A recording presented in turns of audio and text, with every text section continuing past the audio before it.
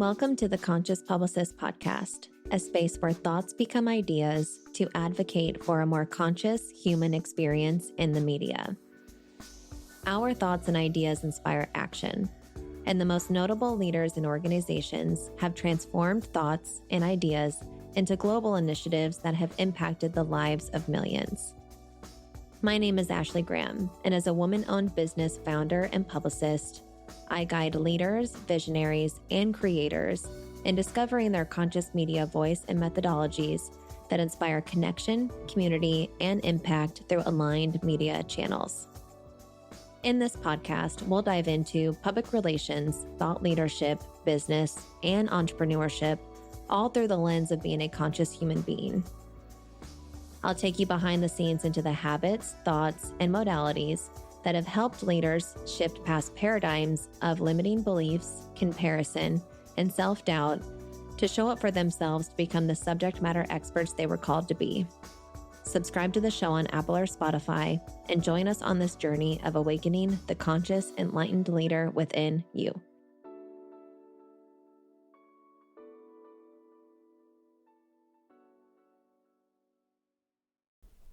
Welcome to the first episode of our Grief is Your Guide series, where we are highlighting stories of leaders in our community and how they turn to grief as their greatest guide and teacher.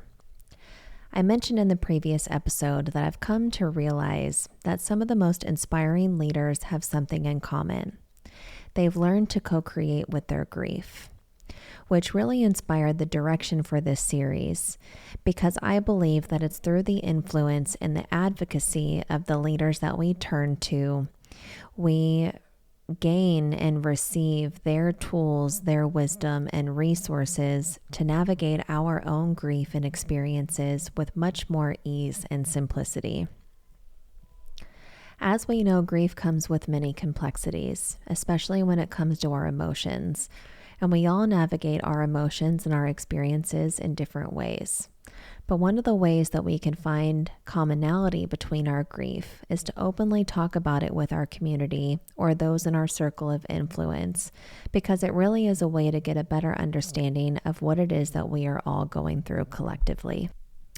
There's another underlying influence to this series, which is to hit on the points that true expansion in thought leadership is not just about what you do, it's about who you are. I plan to share more of this message and this new era of thought leadership, but this grief series really ties into that belief. I believe that thought leadership is all about embracing our multidimensional identities to inspire others to find their own medicine through our stories and transformations. Thought leadership to me is not always about strategy and success, but more so about how we overcome our challenges that are very much a part of this human experience. And grief is a part of that journey and experience. It's an honor to be in the space to create the way that I want to create, while also continuing to master the co-creation of identity and thought leadership. And I'm really excited to bring a different narrative to this message through this series. Before I share our first leader's story, I wanted to dive in on a little bit of context of the format. For the format of this series, I wanted to follow a non-traditional model by giving the leaders a way to talk about their experience with grief in a way that came naturally to them. One of the things that I have found is that in real-time recording or conversations, it's difficult to really feel into what it is that you want to say around such a heavy topic such as grief.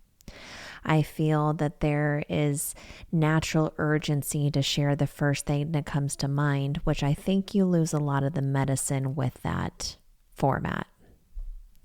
As I've learned as a very introspective and reflective person, when you're given the time and the space to really feel into the emotion of the story, you share really from the heart and give what really needs to be said in that moment.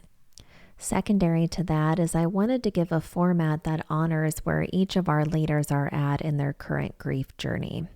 What I did was I kept the prompt very simple. All I requested was a 10 to 15 minute audio clip for them to share how they've turned to grief as their greatest guide and teacher. Without further ado, I am pleased to share Marisa Donnelly's story on how she turns to grief as her greatest teacher and guide. And I think you'll receive a lot of really good insight and wisdom, which I'll also recap at the end of her share.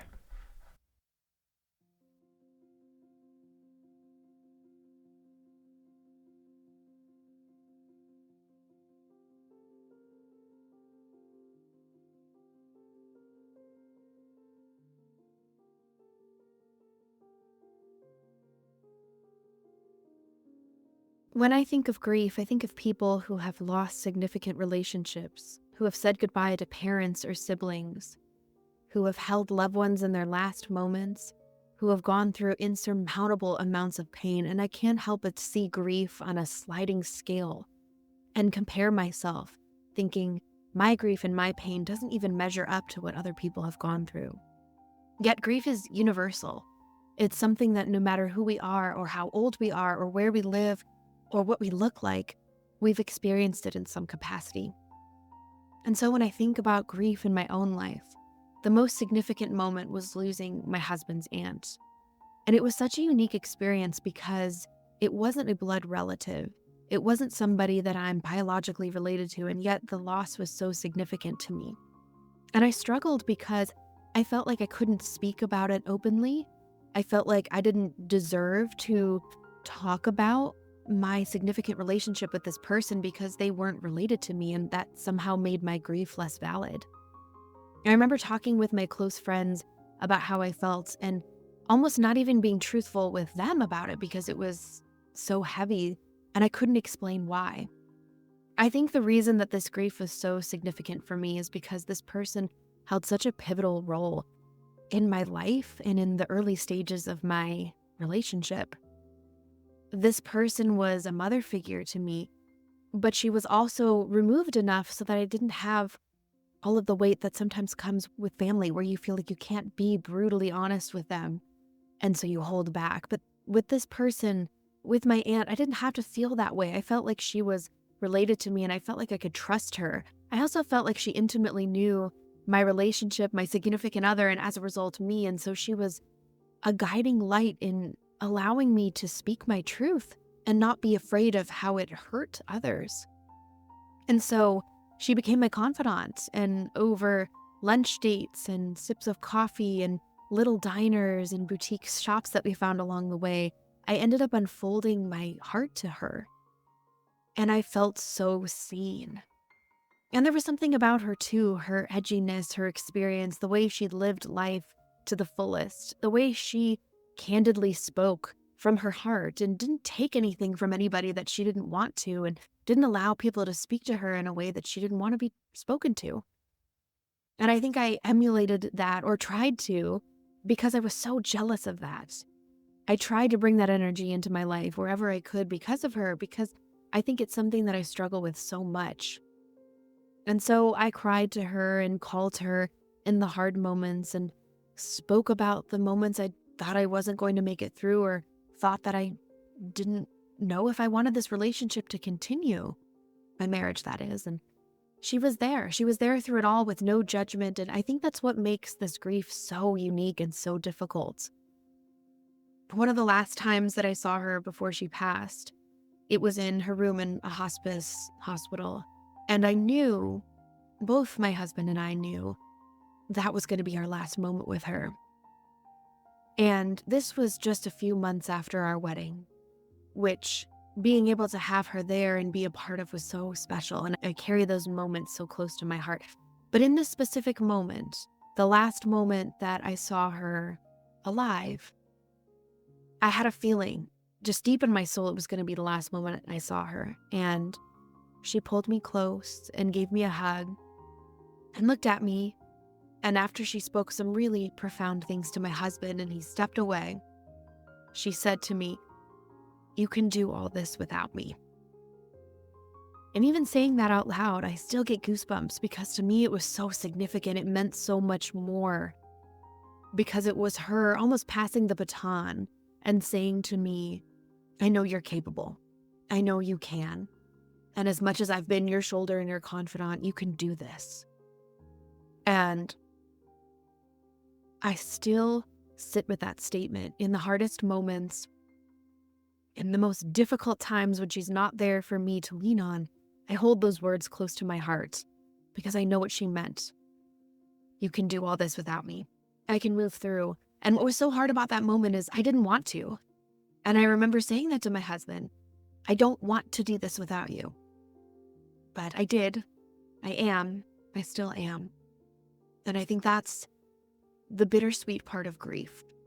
You learn to do life without that person. But that doesn't mean that person's not and won't always be a significant thread of your life. But when it comes to the idea of using grief as a guide, I think my biggest realization in loss is that you have to, and sometimes without even trying, you find a way to push on. And to me, that feels like a giant metaphor for life. After grief, you somehow find a way to move forward, to take the pieces of what you've lost and allow them to bring new, beautiful things to the surface, whether that's your own strength, whether that's a new page in your story, whether that's the metaphor of dry earth that gets cracked away and all of a sudden new growth blooms. And I feel like in my own experience, when I've allowed grief to be a part of my story, when I've allowed it to really become me and allow myself to feel those feelings, then I can move through them and beyond them and let them grow me into the newest version of myself. As a writer and content creator and human, I feel that grief has informed the way I speak to others, the way I coach, the way I speak to my students, the way I write and try to be as vulnerable as possible. I think grief is one of those things that connects us. And so in speaking about it, in being honest about it, in allowing others to see the vulnerable and painful parts of our grief journey and beyond, that allows us to connect and to grow. And the cool thing is, the growth isn't just about our growth, it's about the collective growth. And so I feel that grief really is a guide in how we connect with one another and how life continues, as painful but beautiful as it is.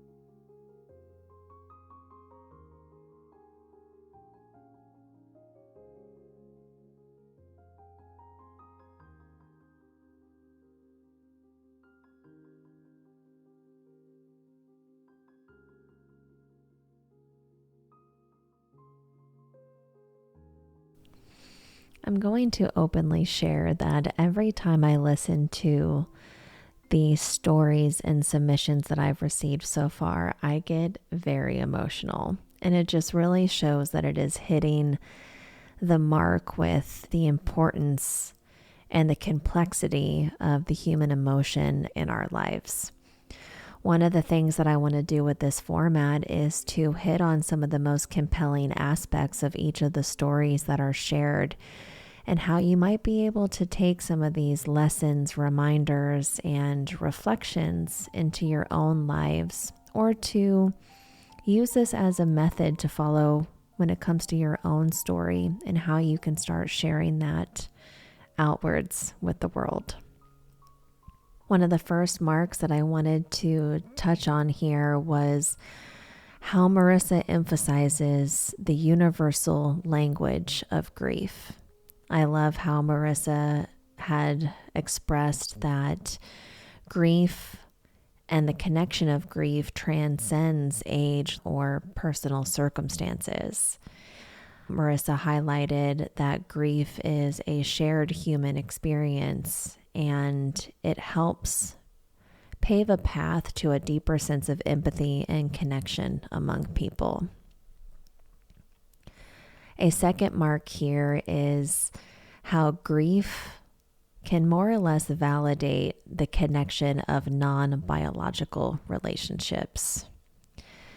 When Marisa was sharing about her connection and relationship with her husband's aunt, she was challenged with this notion that only biological relationships warrant deep mourning, and that really is not the case.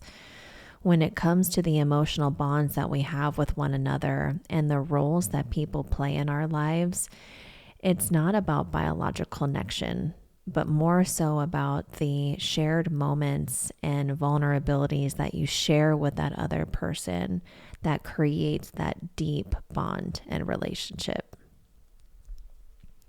Another important part here is really interesting because I had shared this in our self-mastery series, which is how easy it is to fall into a comparison trap.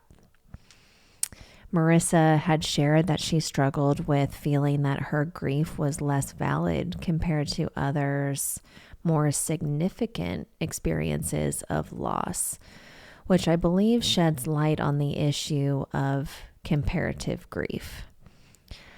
I believe, and I've even shared with some other community members or connections of mine, that grief in whatever way, shape, or form is so valid, and there really is no hierarchy when it comes to our experiences with grief. I feel that this message can also serve as a reminder that if somebody is sharing an experience with grief, it is not something to quickly dismiss or go into what I like to call toxic positivity.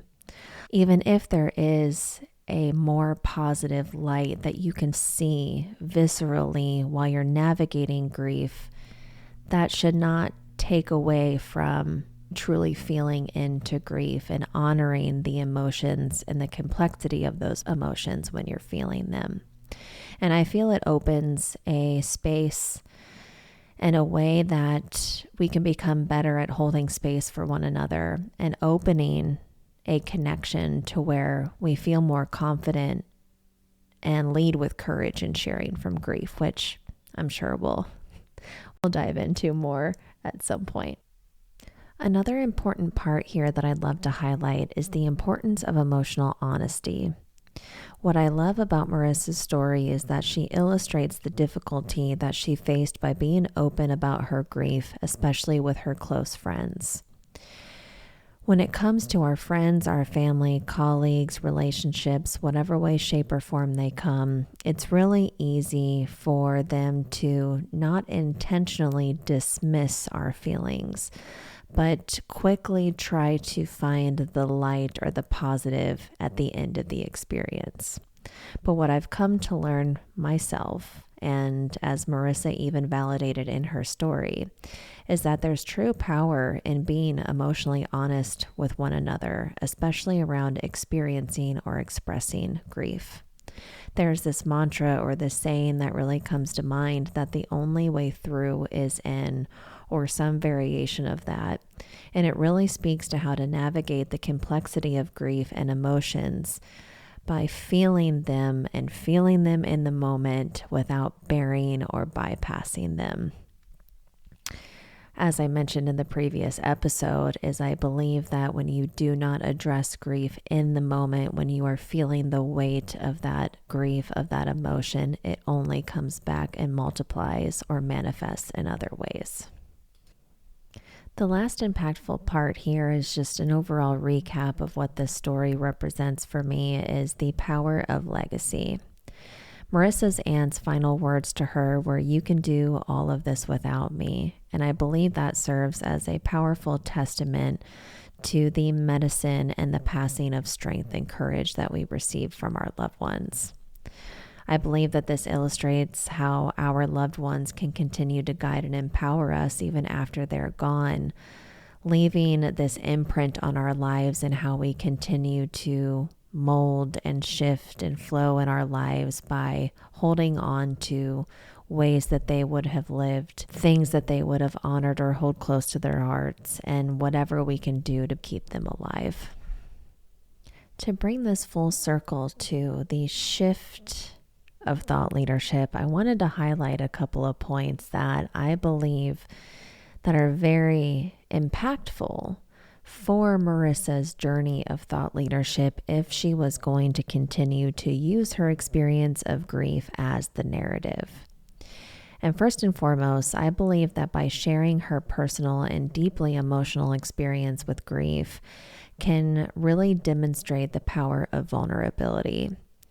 When we share vulnerably, we not only inspire others to open up about their own struggles or challenges, but it also fosters a community where you can share in mutual support and connection and understanding of one another.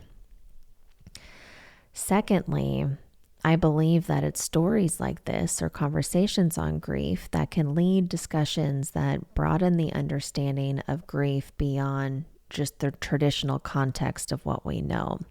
So if Marisa was going to continue this grief narrative as a part of her thought leadership journey, she can highlight moments like I've shared of the struggles of comparative grief or the natural fears of comparative grief, and how she more or less has taken that experience or can take that experience to advocate for a more inclusive and compassionate approach to mourning and loss. The third thing is she can use this story to illustrate how grief connects us all. I believe that some of the points that she's shared could be very powerful messages in building empathy and solidarity amongst diverse groups, overall emphasizing how we all have very similar shared experiences. And lastly, I think that this is a really cool idea. And again, it kind of aids into the pillars of thought leadership for me, at least in my perspective, is she can take on a role of mentorship through this story. I believe that through the story and some of the specific points that she's highlighted, that she can advocate for the value of finding and being a confidant for others, encouraging others to seek out and offer this kind of support as well. I believe that we are all ripple effects of influence and inspiration for one another.